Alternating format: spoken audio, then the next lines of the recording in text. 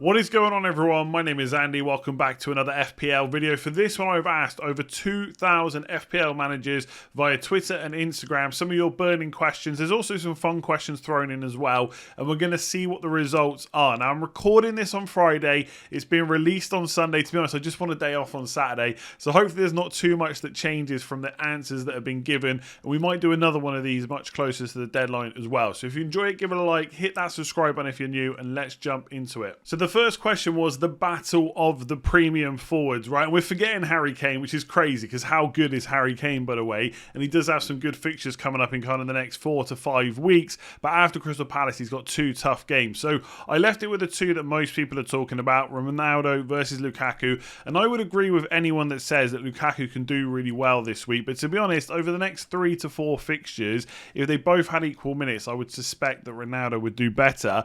And I think what this video is going to show you is just how popular, if you didn't already realise, Cristiano Ronaldo is when it comes to kind of FPL managers. Obviously football fans in general, but for FPL managers, this is going to be huge. So if people, and there was over 2,000 responses, were going to pick Ronaldo or Lukaku, 82% would go Ronaldo. So there would have been a few people that probably went Lukaku the week before for the Liverpool game, knowing that he had Aston Villa the week afterwards. And I don't think you have to panic.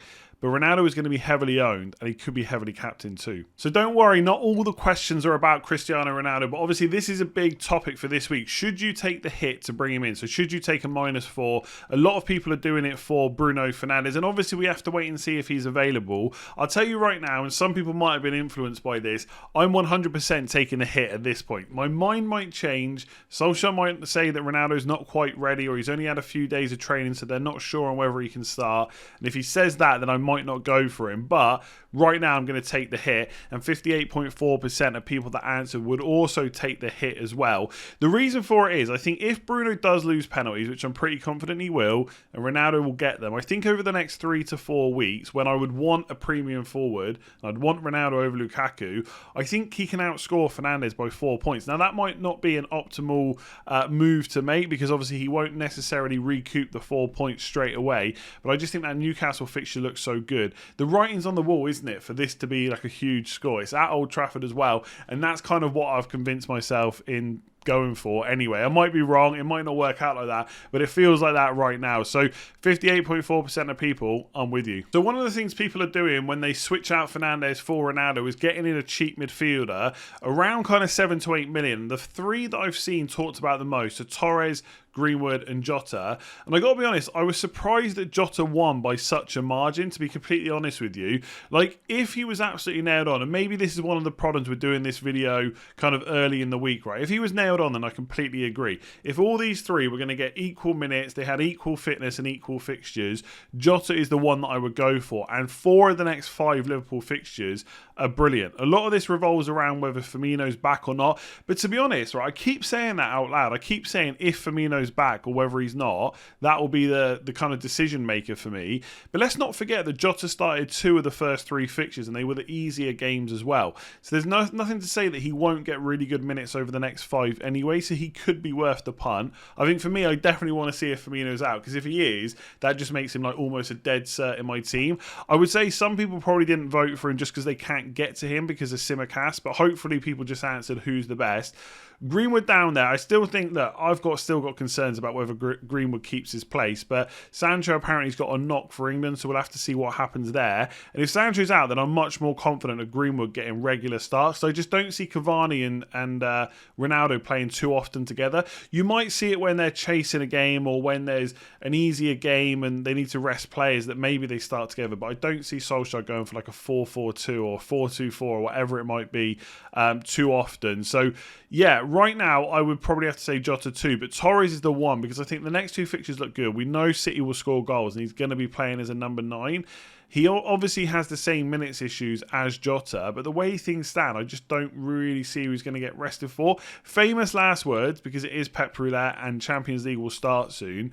But if I was picking one right now for my team, just because I've got Simicast, Torres would probably be the one. But I can see why people are loving Jota. The fixtures are so good for Liverpool. So on Friday, I released a video about when to wildcard. I went through the different options, Gameweek 4, 7, 8, maybe 15, maybe at some other point as well. And I talked a little bit about it. So I thought I would ask most people what what they're doing. Unsurprisingly, Game Week 4 and 7 came out quite high, so a lot of people are using it right now, or they're going to be using it in 3 weeks' time. I mean, how many times have we heard? Now, you've heard it just from me, the Chelsea fixture swing, so much. If you've watched any other podcasts and videos and read articles and stuff, that Game Week 7 fixture swing has been talked about so much.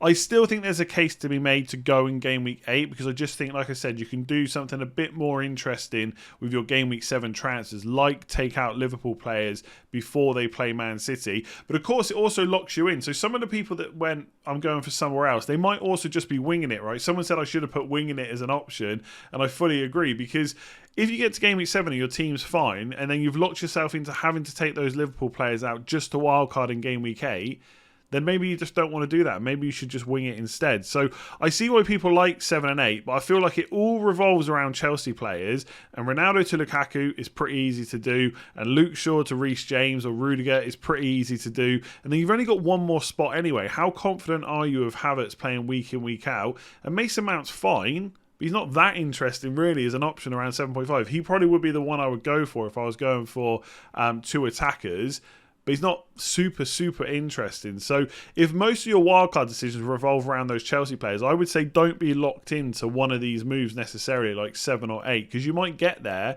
and think, actually, my team's fine and I don't need to use the wildcard. So right now it looks like the majority are either using it now or they're going to use it in Game Week 7, but I wonder how that will change over the next few weeks. So it's safe to say the Wolves fixture run is absolutely ridiculous, right? Like, I keep looking at it thinking, like, it's not going to get much better for most teams over this season, like, to have that much of a good run. But I want to talk about, like, should we Wolves, right? Are they warranted? Like, is the hype warranted, is the question I asked on the Google form. So a few people said no, don't get too excited. The majority seem to be saying defense rather than attack, although there was quite a few people that said we should invest in both, but not anyone that there wasn't really that many people that said just the attack, right, and ignore the defense. I still think, like, with the attackers, they look good, but there's also lots of options around the price. So obviously wildcarders are getting excited about Wolves, because when you're on a wildcard, you obviously you want to target fixture swings and what people are not going for. But there's also that kind of want to change your team up. So a lot of people will go Benrahma to Traore, for example. And I don't know if it's going to make a huge amount of difference if Benrahma keeps getting minutes. So we'll have to wait and see. And also, it's not like Wolves don't have options, right? They signed a new forward who can play on the wing, Hwang. There's also Trincao, Traore, Podence to come back, and Neto as well. So there's a lot of options there. I know they've started with Trincao and Traore, and they're obviously playing very well, even though the goals haven't gone in yet. But that could change soon. Defence-wise, I quite like them. I think their expected goals are looking good already, albeit a small sample size, but that's kind of similar to what we saw last year. They are a pretty good defence, and they have been in the previous seasons as well. So they've got a pretty strong kind of, I don't know, like core set of decent defenders at the back. So someone like Semedo could be fine for 4.9 million. So I think, are they being overhyped? Maybe a little bit. But are they good options? I definitely think so. And I think that's attack and defence. I don't think you need to go out of your way to bring them in. Like, for example, if you went for someone in Game Week 5, not 4, you might even go for a short-term move on Sarr, for example, who plays Norwich that week, rather than going for Traore or Trincao. But yeah, I think they're good. I think they're maybe a little bit overhyped, but still good options. And if I was on wildcard, I'd probably have at least 1 or 2. So I want to have a quick look, or an early look, at captaincy. Obviously, people might change their mind, especially if there's kind of injuries and stuff. Interesting to see that Lukaku is behind Fernandes. I say a lot of that is to do with ownership, right? A lot of people will still own Fernandes going into Game Week 4. So that kind of explains why Lukaku's maybe not a bit higher. And I think a lot of people just didn't go for him before Liverpool. And obviously, Ronaldo is a thing now. So Lukaku's kind of gone down the pecking order in terms of priorities for FPL managers. This is what I was saying earlier, though, about the hype around Ronaldo, right? And we've seen this in the past. For those of you that have played FPL for a long time, there's always hype around obviously, Ronaldo is huge, right? In terms of football, he's one of the best players that's ever lived, and he's still playing. So obviously, he's got massive hype around him. But also, he's a Man United player. That doesn't help either. We've seen in the past before, when a Man United player does really well, they get transferred in very quickly. So for Ronaldo to be higher than Salah, that's interesting. It'll be very interesting to see what happens when the deadline's gone and we see who has actually been the most captain. Because right now I'm thinking about taking a hit for Ronaldo, and usually I'd only do that for a premium if I was going to captain them, but I'm still thinking I'm probably going to captain Salah instead. But then again, I'm probably going to do a watch long for the Man United Newcastle game, so maybe I should just captain Ronaldo anyway. So I think this week and any week where Liverpool and Man United have a good fixture, we're going to see a bit of a split, and I also think we're going to see a lot of recency bias. So if Ronaldo's just scored and Salah's blanked and they've both got good fixtures, I think a lot of people will, even if it's subconsciously, move to Ronaldo. So right now he's looking very popular. This is obviously only a sample of 2,000 managers, but it's people that follow me on Twitter and Instagram, so they're quite engaged. So I'd say this would be quite a good representation over the rest of the game. And remember last week when I did the captain, and Antonio was really high, and he was also really high as well when in actual captaincy. So Salah looking good still, but Ronaldo just ahead and Fernandes behind, and then it's just kind of much of a muchness. And there are a lot of good fixtures this week, but it'd be a brave FPL manager to go against Ronaldo, Lukaku, Fernandes or Salah. This was just a fun one that I threw in. I think someone asked this one, like, who is the best FPL option, right? So I put into the Google form, if all things are equal, they've all got equal minutes, they've all got the same fitness, who is the best FPL option from now until game week 38? And I don't know if I'm surprised that Salah... I'm not surprised that Salah's the highest, because he is the GOAT of FPL, I would say. Or he's getting to that status, or he's getting close to that status anyway. But I thought Ronaldo, just because of the height, would have been quite a bit higher. But Salah is still massively ahead. And I've seen people this week, they've already asked me, should I get rid of Salah for this week to get Ronaldo in? And my answer is absolutely not. Like, Ronaldo's brilliant, but I don't think he's ahead of Salah. I think the fact that Salah is listed as a midfielder really helps him out in that regard. If he was listed as a forward as well, it would be much closer, right? But also Salah would get extra bonus points or potential bonus for scoring goals if he was a forward. So Salah's still the most popular, then Ronaldo, then Lukaku. De Bruyne are actually a little bit higher than I thought, because people tend to forget about him as an option. But if he's absolutely nailed on, he is brilliant for Man City. He's always going to get you assists, and he can chip in with goals as well. But yeah, Salah, Ronaldo, Lukaku. Can't get away from the fact that Ronaldo and Lukaku are nice, shiny new toys, but still, Salah stays ahead of the pack, as it should be. And we'll finish off looking at the best 5.5 million defender, around that price anyway, not exactly 5.5. Some have gone up and some have fallen in price, but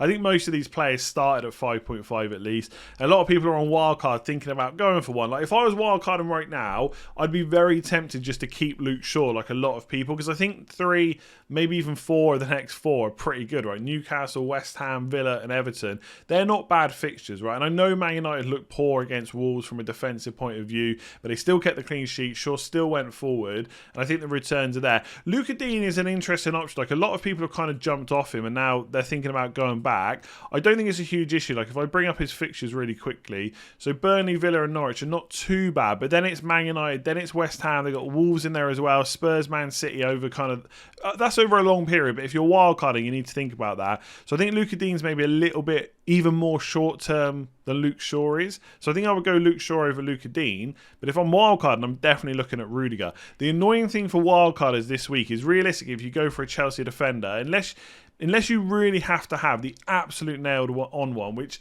to be fair, is never a bad choice, right, in Rudiger, you probably want to take a chance on Reece James that he gets good minutes from that right wing-back spot. And I would say that he would possibly be the best option, but he's suspended this week. And it's annoying to wildcard and get a player that's suspended. So Rudiger, quite high, and I would say quite rightly so, ahead of Luka Dean.